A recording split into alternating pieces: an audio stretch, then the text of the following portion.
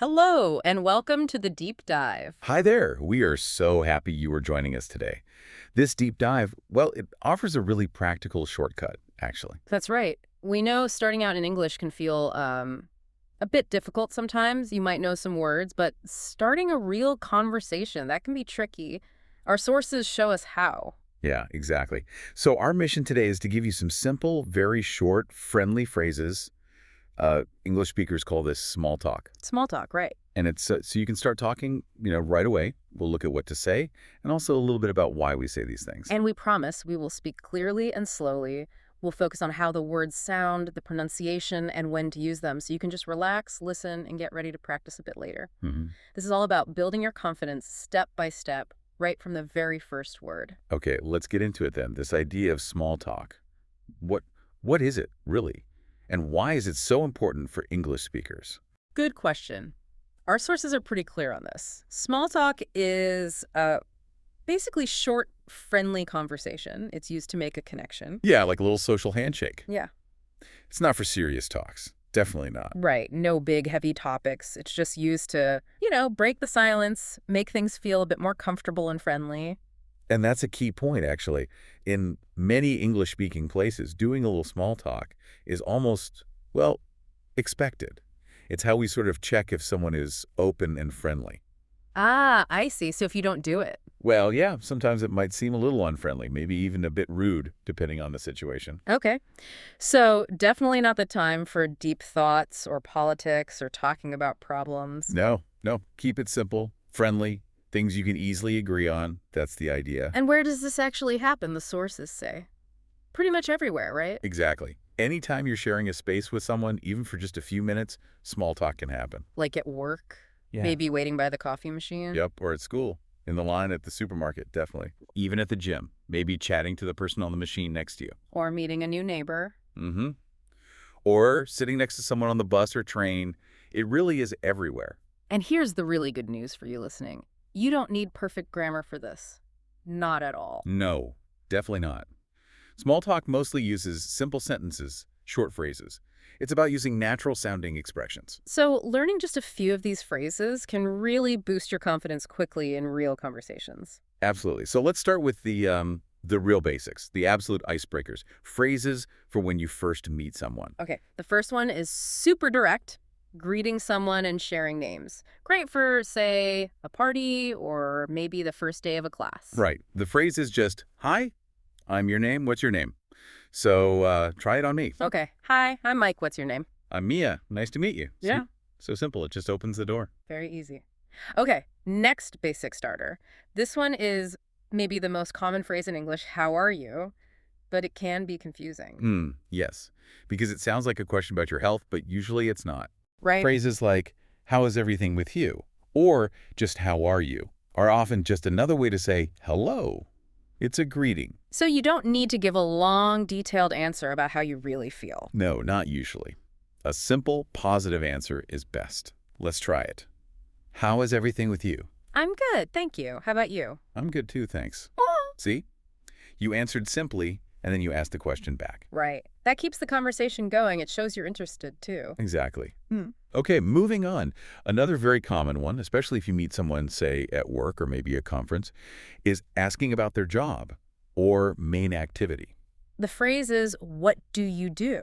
It just means, what's your job? Or what do you spend your time doing every day? And again, keep your answer simple. If you're a student, maybe, I'm a student, I study English. Or if you work in a shop. I work in a shop. Or maybe, I'm retired, I like to read. Something easy. So, what do you do? Well, I work on this show, The Deep Dive. I get to research all these interesting sources. Oh, that sounds really interesting. See that little response? That sounds interesting.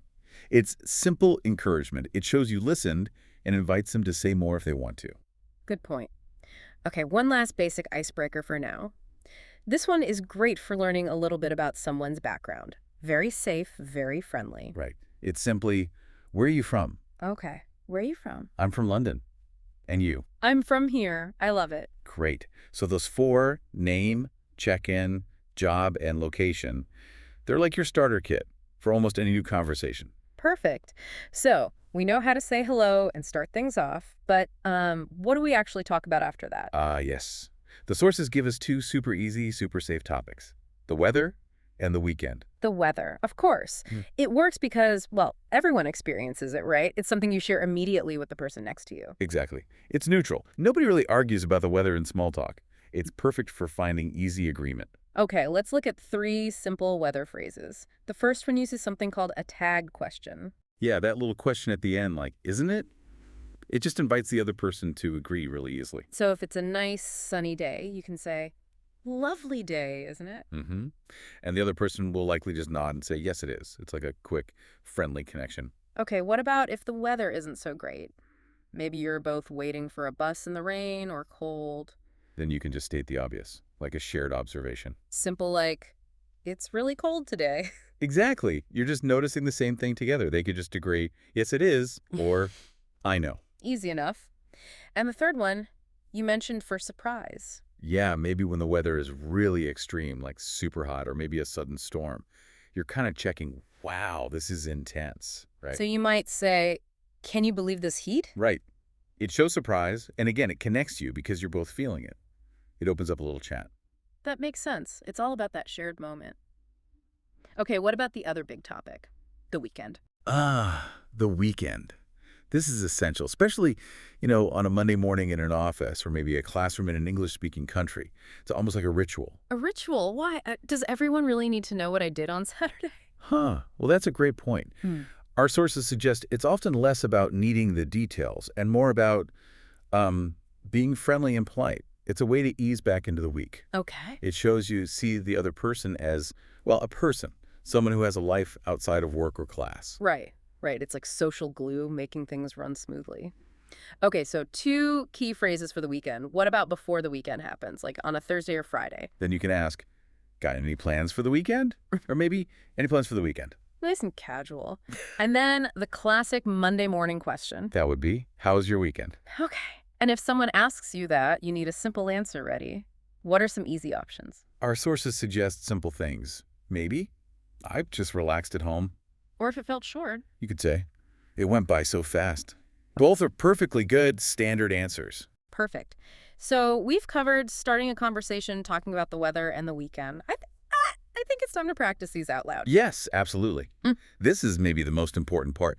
Practice time. We call this shadowing. Shadowing, right? We will say each phrase, nice and slow, nice and clear. Your job is to listen very carefully and then repeat the phrase right after us during the pause. Try to copy how we say it, the sound, the rhythm. Yeah. Get ready, listen first, then you repeat. Okay, first one. Hello, how are you today? Pause 6 seconds. Next, I am good, thank you. Pause 6 seconds. Where are you from? Pause 6 seconds. What do you do? Pause 6 seconds. Lovely day, isn't it? Pause 7 seconds. It's really cold today. Pause 7 seconds. Got any plan for the weekend? Pause 7 seconds. How was your weekend? Pause 7 seconds. That sounds interesting. Pause 7 seconds. Fantastic. That was excellent practice. Remember, doing this, repeating out loud, it really helps.